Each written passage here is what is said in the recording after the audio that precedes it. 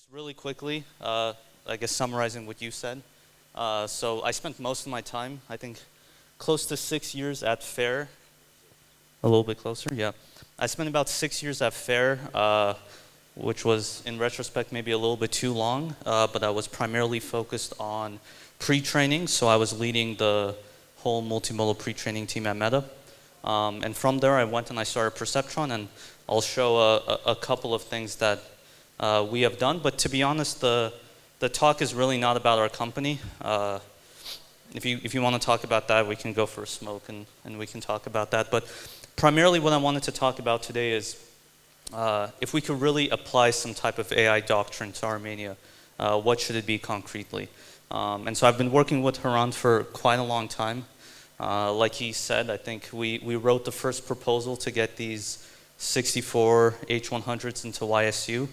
I think what really convinced them was we were working on a chemistry project, and they were working on it for a pretty big time. And at that point, I had an access to about a couple thousand H100s. So we ran a quick training on 1,000 H100s for one day. And I think the experiments were better than whatever they were doing. And I think that's how I convinced Front that we should go and procure some GPUs. So a little bit about what we're kind of doing at Perceptron. We started this company about 14 months ago. The core idea there is that there needed to be a foundation model company for hardware specifically. So this means that kind of our stance is that wherever hardware is interacting with the physical world, you're going to be using our models. So we do everything from, as you can see, some now pretty common robotics tasks, making coffee, sorting books by genre, all the way to highly perceptive tasks. I think this example is probably too hard to see, but I took some footage from the Iran war, and then I asked it to find me the highest value target, and our model does this very well, and as you can predict, a lot of people are excited about these models. But like I said, kind of not the core point of the talk today. Really what I want to talk about is kind of if I had infinite flexibility inside of Armenia, what would be the AI doctrine that I would build out? And primarily we're going to build this out from first principles. So high level, I think there's essentially 5 sections that we're going to talk about. We'll start with the very basic first principles, so statistics about kind of where Armenia is, my concrete claim about what I think should be built, why I think this doctrine is actually relatively coherent, and then concretely what we have to do, how much we have to spend, and kind of what are the success criteria from here on forward. So let's start specifically with Armenia's condition. So what has newly become true in the world? So kind of as an initial statement, we're a relatively small country, about 3 million people, optimistically 500,000 people contributing to the GDP. We're not really growing as a population. At least in recent years, it's been mixed, probably for the wrong reasons. And our budget is not large enough to actually sustain any type of training. So kind of the core doctrinal choice that we have is that we as a country cannot actually do any type of serious training. So the question is, if we can't do any type of really serious pre-training, what is the doctrine that follows from this? And of course, at this point, I think AI has become more of a geopolitical question than anything else. And if you look at the history of Armenia, kind of the crossroads through time, we've essentially had patron regimes from almost all of our beginning. And so we're kind of entering this new regime where we kind of have this US-mediated security sphere. And kind of like all things, it's important that this one will likely end too. So when we think about building out this doctrine, we have to really think about how we can retain this type of internal capacity to grow as a country without, again, being bottlenecked by our patron, which at this point seems to be changing every 30, 40, 50 years. So moving on to kind of the first principles that we see. Probably the biggest one that I've seen throughout my career is that in general, the training costs have diverged. So I think here I have some statistics about training runs costing up to $2 billion. This is probably no longer true.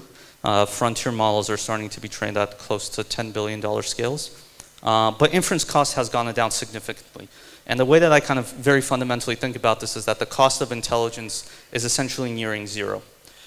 So again, the truth is that training is probably not a game that we can play, but inference as a service will be incredibly useful to Armenia, especially as it's a continuously declining unit cost. So the way that we should frame our thinking is how can we get maximum leverage out of this capitalistic system that incentivizes really cheap inference.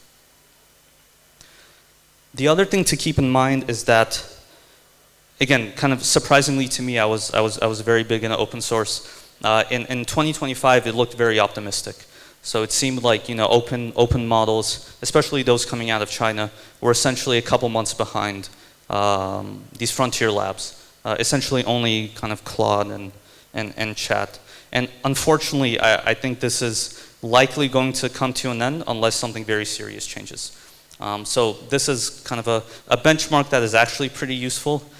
So this is a benchmark that measures how long an autonomous agent can work. And kind of as you see, they've actually stopped evaluating open source models starting end of last year.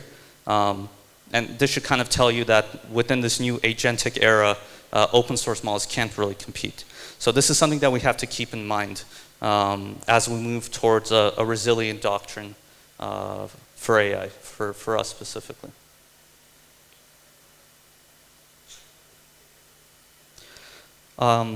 Yeah, summarizing kind of the geopolitical situation, it seems like we're moving into new security spheres, and that's opening up some type of opportunities that we previously didn't have. And the main thing that we're also seeing is that the capability of these models is essentially pushing the Armenian language upstream. So all these new models that are coming out are actually highly multilingual and actually relatively competent at Armenian. That being said, this is all, again, a vibe. We don't really have really great evals for Armenian, but it seems like things are improving. And so because the base competence is kind of going up, there's not a big institutional cost for Armenia to actually start implementing some of these policies. And just to reiterate, like, we did not produce this. This kind of came for free from the upstream models. And kind of the big thing to talk about is we're getting a lot of compute, but this isn't enough. So we need to talk about what we're actually going to be doing with this compute. And so there's kind of a concrete question that I want to ask, which is what does a GPU functionally mean for a state that's kind of as small as we are? And essentially, I think there's roughly 4 things. One is that this allows us to kind of buy time in the sense that while we are constrained in one way or other, we can fine-tune very small models. We can be quite dexterous in the way that we try to build capabilities. But this is honestly just buying time. Frontier models are going to keep getting better and better to the point that no matter how many GPUs Armenia has, it's not functionally going to be able to compete on any vertical capabilities. And the next thing is to start building out workflows, lowering the cost of specialization, and then starting to build institutions that can actually utilize AI at a large scale. And so the truth is if you're not using a GPU to do one of these 4, it's kind of a decoration. It's not pragmatically benefiting us in any realistic way. And so here I'm going to first state the claim about what I think Armenia should do, and then I'm going to try to justify it through a first principles argument. And this is going to be sad to some people. It's a little sad to me because I like training models. But the truth is that we should probably be renting frontier models. We shouldn't be trying to build any type of highly generalizable models. But at the same time, we should be building out the capacity to run open weights here at home. So essentially, the formal statement to make here is that we should be owning the interface that allows this kind of rented intelligence to become Armenian capability, but we should not be trying to build out this intelligence. And so I've seen this quite a bit. I used to have a coworker that used to, he was an advisor for Poland. And he would always come back to me and he would complain that Poland, which is orders of magnitude bigger than Armenia, had this type of patriotic sense that they wanted to build their own model. They wanted to have complete sovereignty over any AI that was running in Poland. And the truth is that this is I think, a very fundamental patriotic error. We can't confuse completeness for sovereignty. And so the truth is we should not be seeking sovereignty in any way, and specifically sovereignty over the entire AI stack. We should be trying to figure out where Armenia can come in to have maximum leverage inside some positioning of the AI stack. And so what this really requires us to do is to ruthlessly prioritize the capabilities that we want to target and what we actually want to deploy. So specifically, we need to have very selective dependencies abroad and really concentrated capabilities back at home. And kind of the more important thing is actually have the discipline to not go chase really exciting stuff, but to get the bare basics down.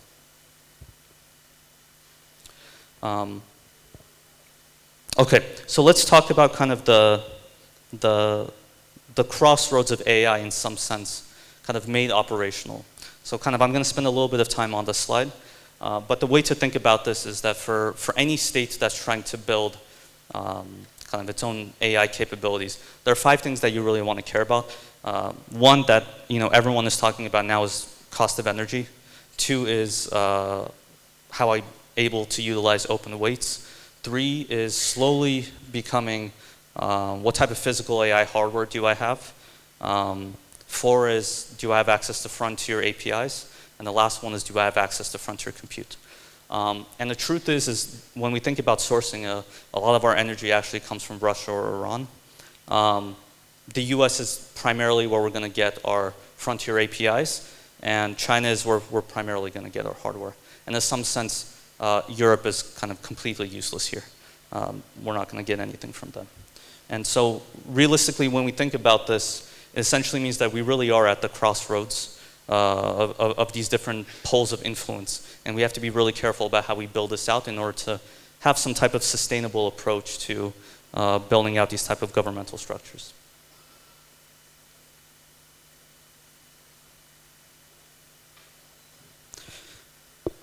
Okay, so all of this has been kind of highly abstract.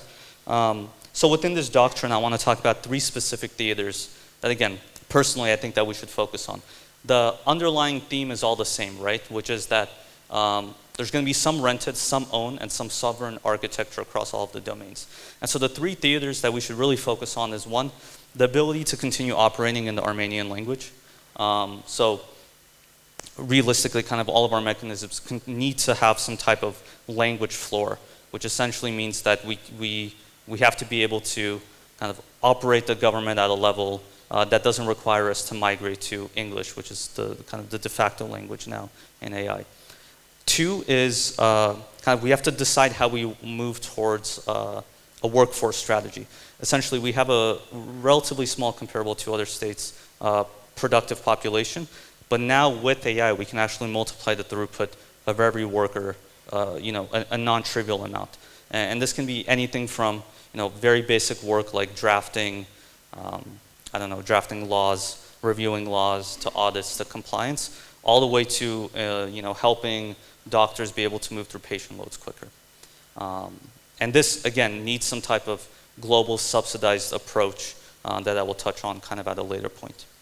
And kind of the last point that I want to talk about, and this is kind of near and dear to my heart because we started a company around this, is that physical AI is probably the last frontier that is left. And if Armenia actually wants to be in a place where they can train models that are useful specifically to them, physical AI is more or less the only frontier that they can compete in.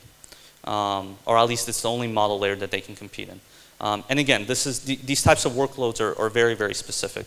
So kind of in our company, we'll work across kind of a wide range from everything from security cameras to defense. And again, all of these things are highly relevant to Armenia as well, with its own topology and its own complex security problems. But this, again, requires a very direct focus. So again, we shouldn't be building a million different things. If we're going to be training models, we should be building out a population that knows how to train models in physical AI and then borrow everything else. In some sense, this is kind of, I'm repeating myself, but this is fundamentally the only model layer place that Armenia can compete in. One fundamental question from here is like, given the capability of frontier models, what are we actually already doing in Armenian? So there's kind of 2 arguments that I want to make. The first one is kind of the capability argument. And I know there's a lot of kind of folks probably in this room that are working on similar capabilities here. But the truth is, Armenia does not need to build basic Armenian understanding from scratch. The base capability of these models is really good. It's exponentially getting better. In some sense, it doesn't really make sense for us to have sovereignty, even in our own language, for these types of generalist model. And so we should focus kind of fewer resources on general Armenian capabilities and focus more of our research on kind of building these type of institutional artifacts that allow us to deploy AI with minimal levels of friction. So kind of to reiterate, institutionally, even though AI is getting really good in Armenian, we don't have eval sets. As far as I know, there's no partnership with any of the frontier labs. I know there are some partnerships with Mistral, but like Mistral as a lab is not super great. And we don't really have any plans for sovereignty. Like, are you really going to have an Armenian court system that's hitting a foreign API? So all these things we kind of have to iron out, and the truth is that time is not on our side. We probably have to figure this out sooner rather than later. And so one question about this doctrine is like, is this a coherent doctrine? Is this architecture going to hold over the supportive likely things that can happen kind of across the future? And so there's a couple of things that can happen. And again, if you're also a company that's building foundation models like ours, you're always thinking about this quite consistently. So the very first question is, what happens if open weights track very, very closely with frontier models? I don't envision this happening. I really wish it will continue happening. But essentially, the really great thing is that we have a lot of compute in Armenia. We can deploy open source models. We don't actually have to be dependent on any of the frontier labs. Truth is this is probably not going to happen. Realistically, what we're seeing is that the agentic gap is opening. So the really good frontier models are all pulling ahead, and rather significantly, especially on very complex knowledge tasks. And so the question is, what do we do then? And so kind of the core proposal here is that you probably do have to continue spending on frontier APIs a lot, but there has to be some spending floor. In some sense, we can't give up our country's sovereignty in order to be able to get maximum capabilities 100% of the time. And so the idea here is that if you go towards this type of unified system, you probably want to have some type of floor on how much you spend. The next thing is what happens if capabilities start diverging in the open source weights from a perspective of what can we actually do. So kind of like I mentioned, the security sphere for Armenia is leaning towards the US. So fundamentally, this means we have access to things like Claude and chat. The truth is this continuity is not guaranteed. 6 months ago, China almost lost access to both chat or OpenAI models and Anthropic models. Our sovereignty can't depend on the US deciding to kind of pull out of serving us these type of models. So there's a question of how can we build this type of continuity. And the truth is this is likely going to be over kind of open weights, and we don't have a great way to mitigate this just yet. And again, from a geopolitical access perspective, as AI gets more and more important, we probably have to reprioritize how we think about access here.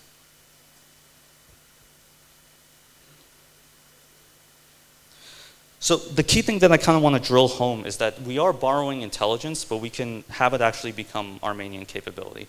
And so the way that we should really be thinking about this is essentially having our own ownership on the kind of system of records and the kind of agentic workflows that are built on top of these models. So yes, at some point, we are probably going to be using Claude, or hopefully we're going to be using Claude to write new laws, to make clinical decisions, to audit pretty much anything. But there needs to be some type of internal layer that both preserves privacy, builds system of records, things that we can actually safely deploy and reduce, again, our sovereignty on the frontier models. And so there's kind of a question of how do we functionally do this. And this is what I kind of want to talk to next, specifically from a perspective of what we can do with the local GPUs that we have. And so the way that I think about this is that having local GPU access buys you a couple things. One is it gives you the ability to have adaptive compute. So I can go and I can fine-tune models relatively cheap on specific tasks that I want to do. Like I said before, this is a stopgap solution. The models are getting better to the point that even fine-tuning open source models doesn't necessarily make sense. But we do have hardware now where we can actually do this. The other thing is actually using our compute to be able to trace which models are best for our problems. And as far as I know, there's actually not a centralized effort in Armenia to actually do this. Like whenever I want to know which model is best for Armenian, I usually have to ask someone. The truth is, moving into kind of the domestic compute that we have, is we also should be optimizing to some degree open weight inference. The idea being here is that these models will always be worse, but this gives us our own sovereignty, even if our frontier API spend continues to grow. And the last point that I want to make is that the sovereignty also requires us to have talent. So in case that the frontier API disappears tomorrow, can we actually go and build out the core workloads that the government would have, in theory, gotten used to working? And the truth is, again, this is all very complicated. These are not easy problems to solve, and to be honest, I don't think any country has actually solved these. So kind of what we're proposing here is, if we have the agility to move fast, we can become one of the first AI native countries in the world. Again, when talking about sovereignty, kind of I keep mentioning this, but we need to have access to kind of this continued ability to have this kind of continued access to intelligence. And so the question is kind of, where does this come? So the very first thing, like I mentioned, is we need to build up talent, and we kind of have the GPUs to go out and build talent. But the other thing that we actually need is these system of records, these institutional traces. Anytime a government official makes a decision with some AI, this needs to be recorded somewhere. And this data set is actually going to become incredibly useful for us. And kind of the last point is, again, we need continued compute access that, in the worst case where sovereignty is pulled back, we can go and actually train these models. So there's a couple of very fundamental questions that we have, which is, how long, if something gets pulled back, would we be able to go and kind of rebuild the core workflows? And the truth is, apart from China, I don't think there's any country that actually has the capability to rebuild these types of workflows. And this is kind of why you will see Europe, for example, heavily relying on Mistral, even though, again, Mistral's models are very, very bad. But this ability to maintain sovereignty for them is more important than the ability to have these frontier models. And by the way, we don't know how long that's going to be. If the main driver of the economy is going to be these frontier models, then actually I don't know how much the sovereignty is going to be playing a significant role. But that being said, we do have to continue having a plan for this. And in some sense, I'm partial to Yerevan and then having a really high density of talent, and actually anchoring it in kind of a non-profit bench is, in my opinion, probably the right thing to do. So I went and I looked at a couple of places, and the truth is there are actually small countries that are doing something like this. All the way from Basque, Iceland, Wales. They've all essentially started these type of language units, I think we could call them, which is essentially guaranteeing that these languages will survive in perpetuity, that their governments will be able to continue working in the language of choice. And the truth is Armenia doesn't have any of this. Even though these kind of language units have existed for a very long time in these small countries. And the truth is this is just a highly fragmented system within Armenia, and this likely needs to be fixed. Again, I'm very partial to Yerevan and N, so I'll propose to them that they should probably go and figure something out here. Ron got a picture.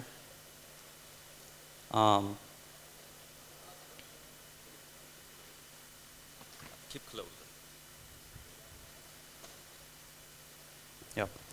And kind of the last point that I have on our demographics is that, again, we have a relatively small country, but we can, with the proper governmental structures in place, we can actually act like a country that's significantly larger than what we are in size.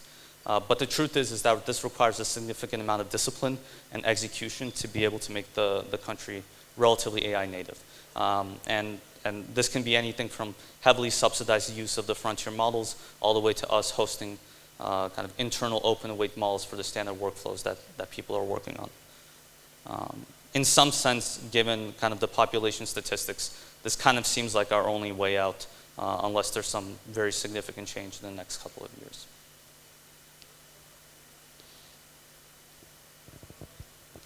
So the very concrete plan that I propose, and by the way, this is nothing new, so countries like Saudi Arabia have done this, but the idea is that everything that goes from your civil servants to researchers to to your auditing employees, doesn't matter what, essentially have API access through this router, or essentially this layer that is completely controlled by the government. And this government kind of layer essentially creates this taxonomy of costs, sovereignty, kind of again, captures the system of records, captures the policies, and is essentially able to route to the frontier models or to open weight models. And all of this is, again, recorded as a trace. So in the case that one of these frontier models is pulled, you can actually go and fine-tune your own models.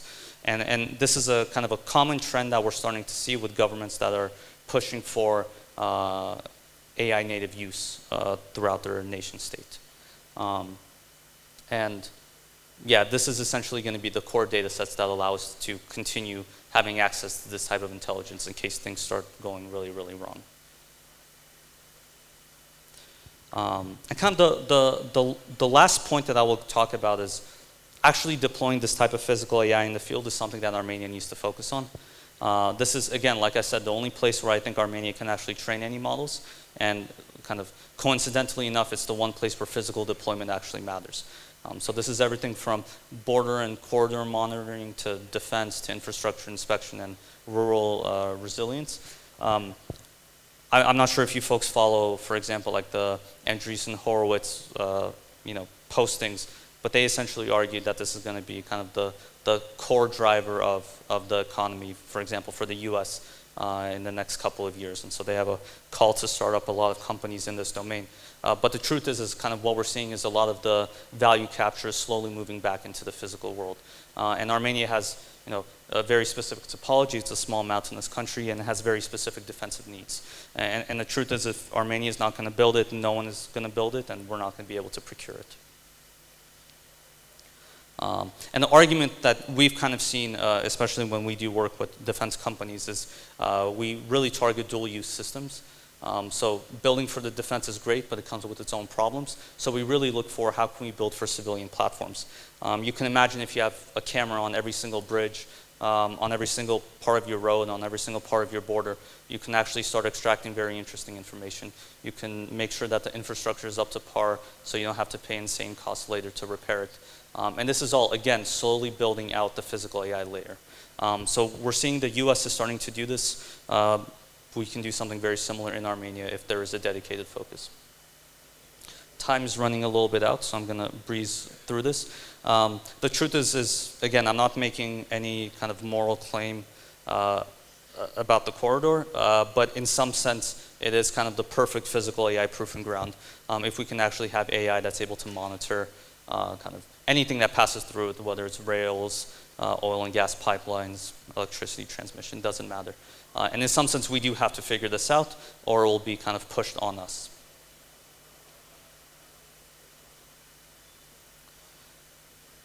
Perfect, I have 60 seconds. So high level, kind of who implements this? Kind of as you all know, we Armenians have a proclivity to create new organizations left and right.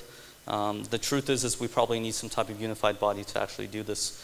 We need one lead that is going to be able to go and build out the core models, infrastructure, integration layers for all of this. Truth is, I actually don't know who's going to be able to do this, but I'm throwing this into the wind. And the relative cost of all this is actually not that expensive for Armenia. We can go into details about how these numbers come up, but you can give every productive any productive civilian in Armenia access to the best ChatGPT subscription, the best cloud subscription for anywhere between $40 to $100 million. And the productivity gains here are immense, even if you look at baseline GDP. So the cost range per year, the minimal range is about $100 million. So this is actually a very realistic investment that Armenia can make. And there's a lot of signs of failure, and I'm out of time, so I'm not going to go through it. But the truth is we need to be incredibly diligent and incredibly targeted about what we specifically build out. And so the honest thing that I want to say is, we kind of have to stop pretending that, public money can actually buy us useful things.